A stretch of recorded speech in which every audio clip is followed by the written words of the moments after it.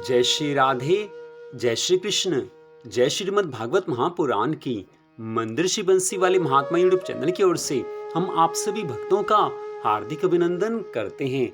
आज हम आपको सुनाने जा रहे हैं श्रीमद् भागवत महापुराण के 9वें स्कंद के 8वें अध्याय की परम पावन कथा। इस अध्याय का नाम है राजा सगर के चरित्र का वर्णन।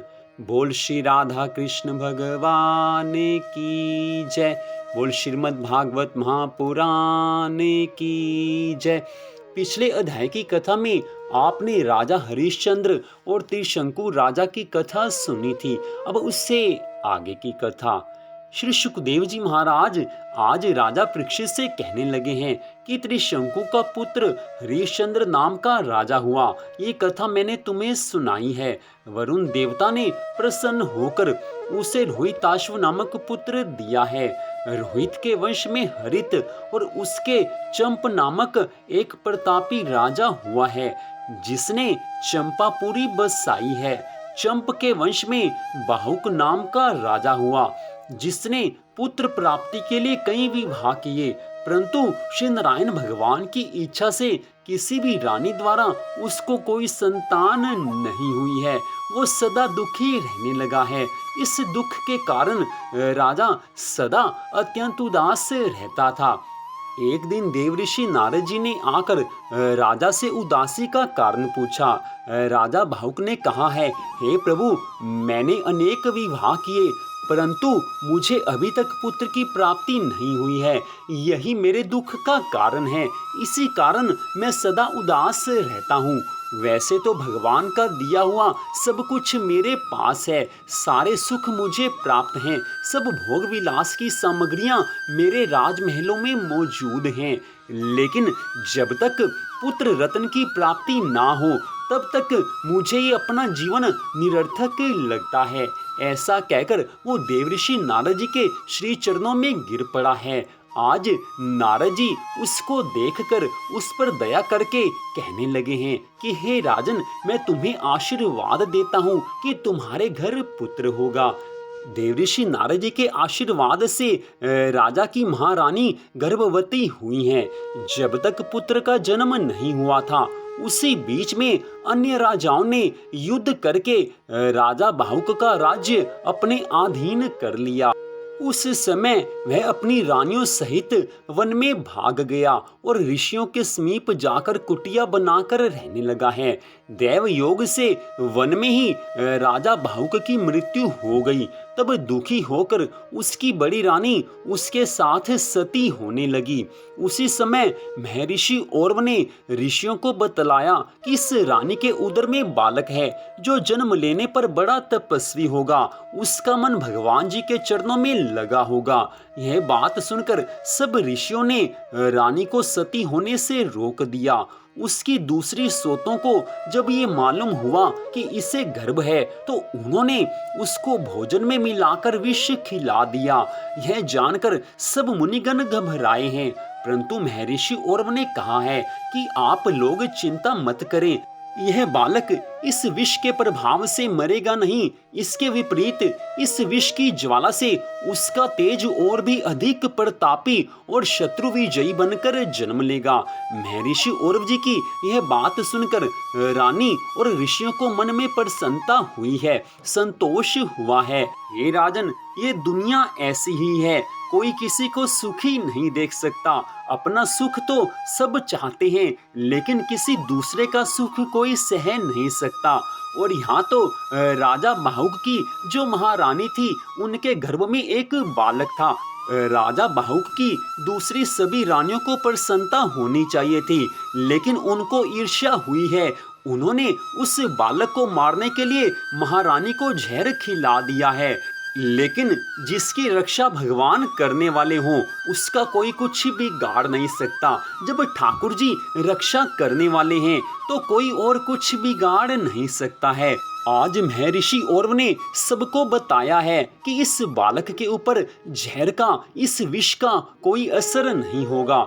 सब इस समय परमपिता परमात्मा की रचना समझकर उसी का ध्यान करने लगे हैं। श्री सुखदेव जी महाराज आगे की कथा का निवेदन करते हुए कहने लगे हैं, हे राजा परीक्षित, इस प्रकार भावुक तो परलोक सिधार गए थे। उनकी मृत्यु के बाद बड़ी रानी के गर्भ से एक अत्यंत तेजस्वी बालक का जन्म हुआ। विष को संस्कृत में गर कहा जाता है, अतः वह बालक गर अर्थात विष जैसे उग्र स्वभाव से उत्पन्न हुआ था, इसलिए सब ऋषियों ने उसका नाम सगर रखा है। बड़ा होने पर सगर ने सेना एकत्रित की और अन्य राजाओं को जीतकर अपने पिता का राज्य बहुत बढ़ा लिया। महर्षि औरव को गुरु बनाकर राजा सगर ने धर्म पूर्वक अपनी प्रजा की रक्षा की है और प्रजा का पालन किया है। सारी प्रजा उनके राज्य में सुखी थी, क्योंकि धर्मात्मा राजा अगर किसी राज्य में राज करेगा तो सारी प्रजा को सुख होगा ही होगा। अगर राजा धर्म पर चलने वाला होगा तो प्रजा के ऊपर उस धर्म का असर तो आएगा ही आएगा। प्रजा सुखी हो जाती है उस समय जब राजा धर्मात्मा होता है। धर्मात्मा राजा हर कोई चाहता है। हे राजा परीक्षित, सगर महाराज ऐसे प्रतापी राजा हुए हैं कि उन्होंने ताज जंग तथा बर्बर आदि मलेच्छ राजाओं को जीतकर मारा नहीं, बल्कि उन्हें अनेक रूपों का बना डाला। उन्होंने 2 विवाह किए हैं। उनकी बड़ी रानी केशनी के गर्भ से असमंजस नामक पुत्र हुआ है और छोटी रानी सुमति से 60,000 पुत्र हुए हैं। असमंजस पूर्व जन्म का योगी था, अतः उसने प्रजा को कष्ट पहुंचाना आरंभ कर दिया।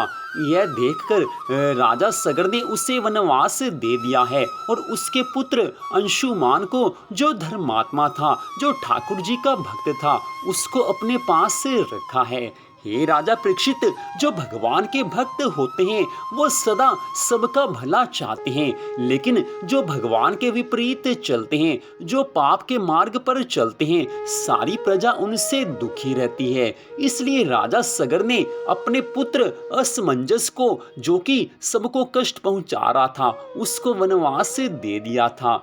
हे राजा परीक्षित, कुछ समय पश्चात राजा सगर ने मन में निश्चय किया है कि ठाकुर जी की कृपा से सब सुख संपत्ति, सब वैभव मिला हुआ है, इसलिए समय उचित है, मुझे 100 अश्वमेध यज्ञ करने चाहिए। बड़ा सुंदर निश्चय किया है। जो भगवान की भक्ति करता हो, जिसका भगवान के चरणों में प्रेम हो, अगर उसके पास सामर्थ्य है, उसके पास सब साधन हैं, तो यज्ञ तो करने ही चाहिए। वो तो महाराज थे, लेकिन साधारण मनुष्य जिनके पास जो भी साधन हो, उसी साधनों के द्वारा भगवान को प्रसन्न किया जा सकता है।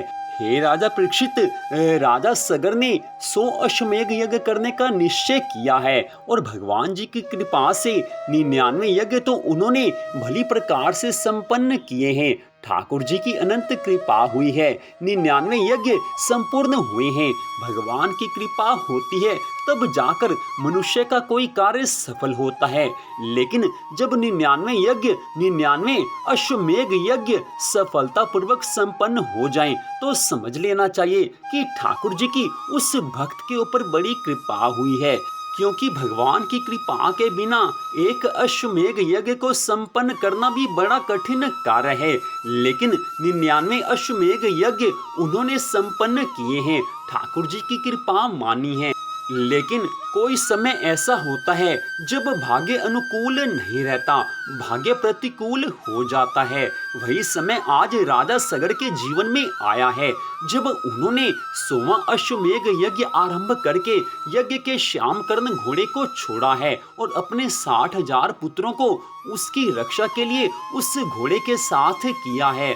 उस समय देवराज इंद्र ने अपने मन में ये सोचा है कि कहीं राजा सगर 100 अश्वमेध यज्ञ संपूर्ण करके मेरा इंद्रासन ना छीन ले। ऐसा विचार करके आज देवराज इंद्र ने किसी छल से उस घोड़े को चुरा लिया और जहां कपिल मुनि तपस्या कर रहे थे, वहां उनके पीछे घोड़ा बांधकर आज देवराज इंद्र इंद्रलोक को चले गए हैं। जब राजकुमारों को अपना घोड़ा दिखाई नहीं दिया, तब उन्होंने उसकी खोज आरंभ की है। परंतु जब कहीं भी पता नहीं चला तो राजा सगर के पास जाकर सब वृतांत कहते हुए इस प्रकार निवेदन किया है कि हे पिताजी, यदि आप आज्ञा दें तो हम पृथ्वी को खोदकर घोड़ा ढूंढ सकते हैं। राजा सगर ने आज्ञा दी है। तब उन्होंने पृथ्वी को इस प्रकार खोदा कि भरत खंड में 7 छोटे छोटे समुद्र बना डाले। जब वे लोग घोड़े को ढूंढते हुए कपिल मुनि के आश्रम पर आए हैं, तब उन्होंने ये देखा है कि कपिल मुनि अपने नेत्र बंद किए हुए तपस्या कर रहे हैं और घोड़ा उनके पीछे बंधा हुआ है। यह देखकर सब राजकुमारों की आवाज सुनकर कपिल मुनि की समाधि भंग हुई है। और जब कपिल मुनि ने क्रोध के आवेश में आकर राजकुमारों की ओर देखा है, तो ठीक उसी क्षण उसी जगह वो 60,000 सगर पुत्र भस्म के रूप में ढेर हो गए हैं।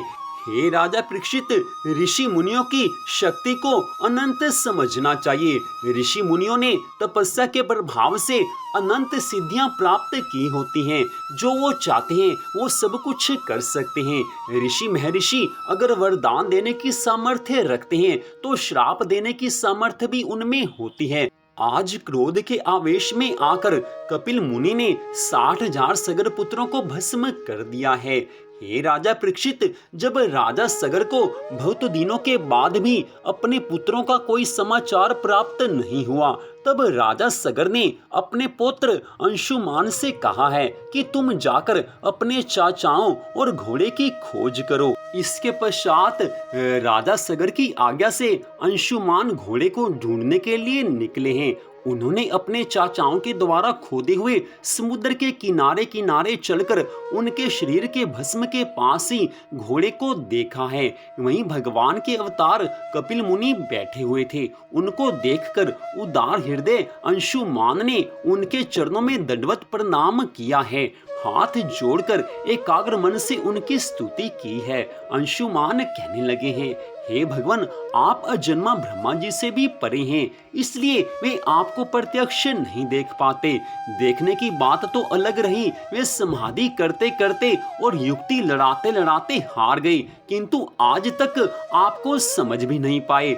हम लोग तो उनके मन, शरीर और बुद्धि से होने वाली सृष्टि के द्वारा बने हुए अज्ञानी जीव हैं, तब भला हम आपको कैसे समझ सकते हैं? हे महाराज, हम तो अज्ञानी जीव हैं, सदा संसार के अज्ञान में भटका करते हैं। संसार के सुख वैभव में, भोग विलास में हमारा मन लगा हुआ है।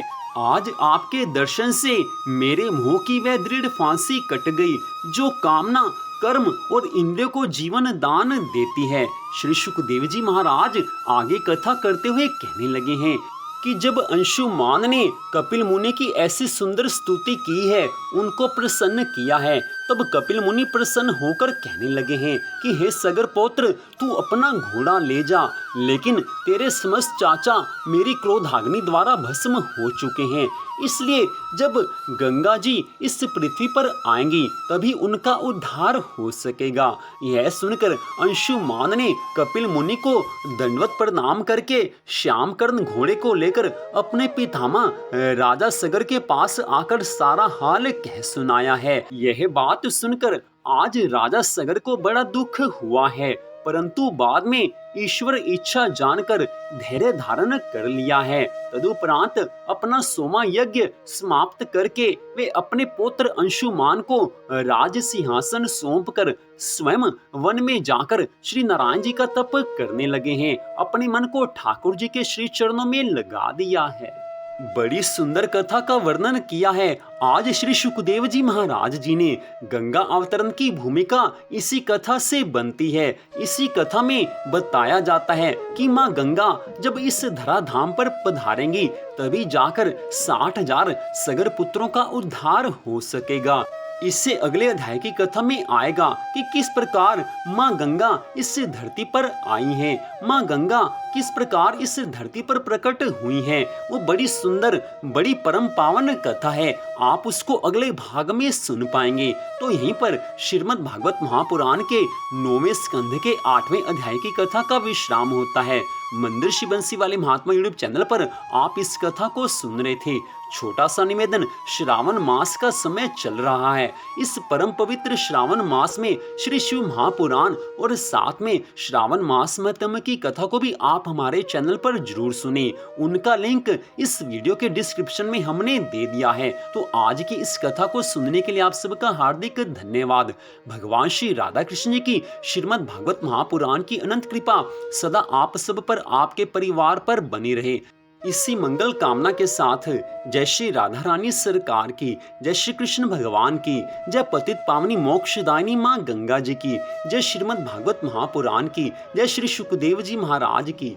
जय जय श्री राधे, जय जय श्री राधे, जय जय श्री राधे श्याम।